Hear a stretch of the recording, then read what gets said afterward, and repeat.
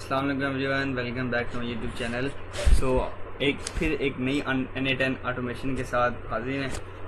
तो सबसे पहले जो हमारे पास ऑटोमेशन का रूल है वो ये कि प्रॉब्लम को फाइंड करना।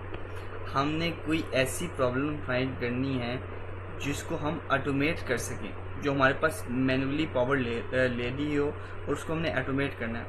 अब जो बंदा एक सेल का जो बंदा है ना, अब वो उसने सेल जनरेट करनी होती है तो उसके पास सबसे पहले लीड्स होती हैं, लीड्स की मेल्स होती हैं, लीड्स का डाटा होता है। अब वो लीड्स के डाटा को, लीड्स की ईमेल को मेल करता है, कोल्ड ईमेल्स के यार वो मुझे सेल्स जनरेट करके दें। कोल्ड ईमेल करता है अपनी कंपनी के बारे में, ठीक है, मेल्स करता है।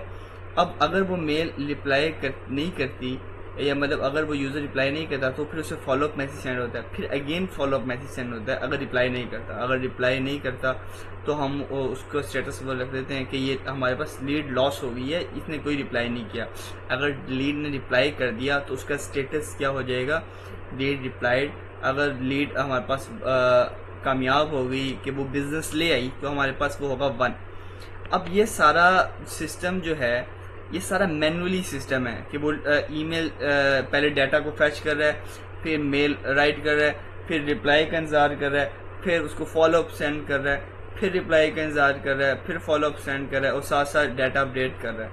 ओके, अब हमने क्या किया, हमने सिर्फ और सिर्फ ये जो सेल्स का पर्सन है ना, इसका काम ये यहाँ तक रख दिया कि भाई आपने एक रो ऐड करनी है, ओके, और आपने सिर्फ और सिर्फ ईमेल रेडी टू सेंड का बटन क्लिक करना है। बाकी हमारी ऑटोमेशन जाने, हमारा काम जाने, ईमेल भी सेंड होगी खुद, स्टेटस भी अपडेट होगा खुद ही, और फॉलोअप्स भी खुद ही जाएंगे और फॉलोअप्स की वैल्यू भी अपडेट खुद ही होंगी। अभी हमने यहाँ पे 2 फॉलोअप्स रखे हैं। ओके, सबसे पहले जो हमारे पास सेल वाला बंदा था उसने ये रोल पुट की, ईमेल डाली, कंपनी का नाम डाला और यहाँ पे email ready to send click कर दिया।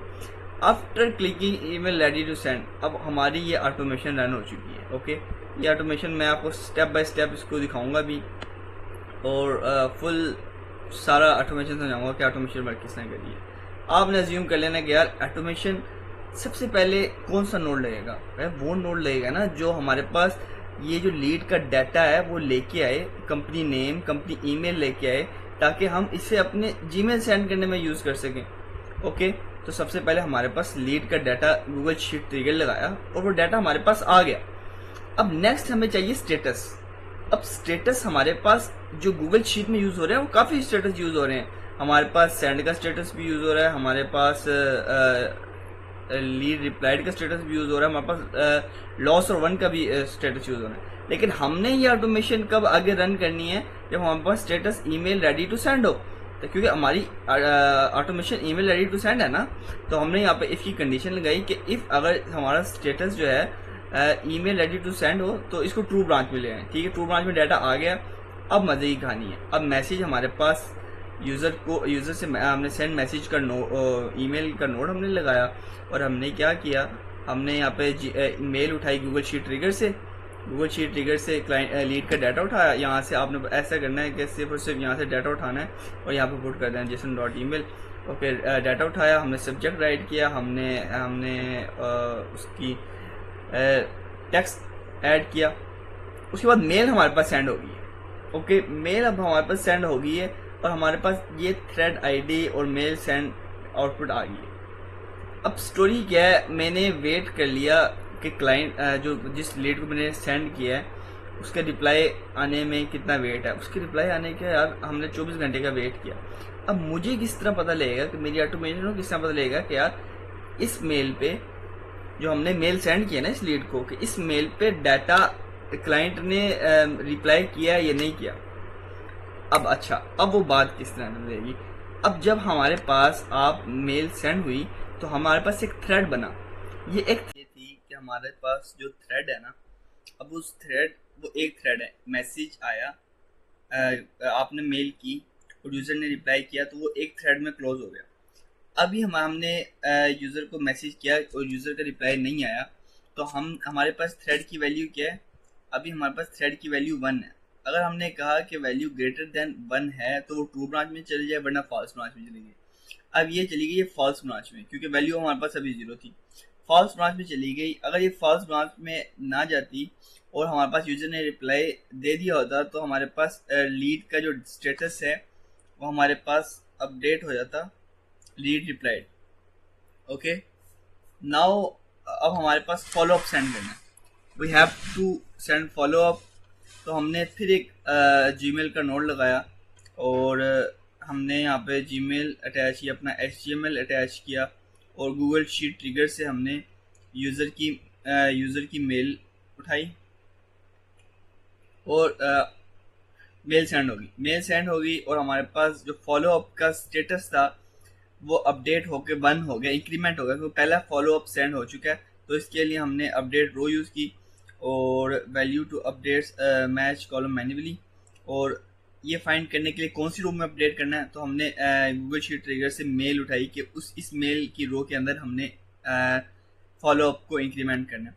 फिर हमने वेट किया, फिर अब फॉलो अप के थ्रेड के अंदर फॉलो अप हमारे पास, अब फॉलो अप की मेल एक थ्रेड है, तो अगर और हमारे पास अगर यूज़र ने रिप्लाई किया तो इस थ्रेड की में मैसेजेस की वैल्यू हो जाएगी 2, लेकिन अभी हमारे पास हमने यूज़र ने रिप्लाई नहीं किया तो हमारे पास मैसेज की रिप्लाई क्या है, वैल्यू क्या है, अभी 1 ही है। तो वही कंडीशन लगाई कि अगर 1 हो तो फॉल्स ब्रांच में चली जाए और फॉलो अप दोबारा सेंड हो जाए। ओके, अगेन ये इसी तरीके से फॉलो अप सेंड होगा, और अगर यूज़र ने रिप्लाई नहीं किया और हमारे पास ये लास्ट फॉलो अप था, उसके बाद हमारे पास जो गूगल शीट के अंदर जो डाटा था वो हमारे पास स्टेटस जो लीड का स्टेटस जो है वो अपडेट हो जाएगा लॉस्ट के अंदर। Okay, now move on to the second condition क्या है कि यूजर आपने क्लास को मेल सेंड की, यूजर ने रिप्लाई कर दिया, लीड ने रिप्लाई कर दिया, तो अब हमारे पास फॉलो अप सेंड नहीं हो जाना चाहिए, हमारे पास स्टेटस शीट के अंदर अपडेट हो जाना चाहिए कि हमारे पास क्या है कि लीड का स्टेटस अपडेट होके लीड रिप्लाइड यहाँ पे आ जाना चाहिए। ओके, तो इसके लिए अब हमारे पास क्या था कि हमने, आप देख सकते हैं गेटर थ्रेड के अंदर हमारे पास एक मैसेज 0 था जो हमारी ऑटोमेशन ने मेल सेंड की, और हमारे पास ये मैसेज जो सेम थ्रेड के अंदर था वो हमारे पास यूजर ने सेंड किया। तो अब हमारे पास मैसेजेस की वैल्यू ग्रेटर देन 1 होगी, तो इसका मतलब यूजर ने रिप्लाई कर दिया, हमारे पास गूगल शीट में डेटा अपडेट हो गया। सो गाइस, ये एक ऑटोमेशन थी, it's a game of problem, कि आपको प्रॉब्लम फाइंड करनी है और आपने सिर्फ और सिर्फ प्रॉब्लम फाइंड करके एक स्केच ड्रॉ करना है उसका, और उसके बाद आपने एक ऑटोमेशन को इस तरह N10 पे क्लीन वे के अंदर डिप्लॉय कर देना है। सो अगेन जुड़े रहिएगा, आगे बड़ा थ्रिल होगा। अब हम नेक्स्ट हम मूव होंगे शॉपिफाई ऑटोमेशन के ऊपर। Thank you guys.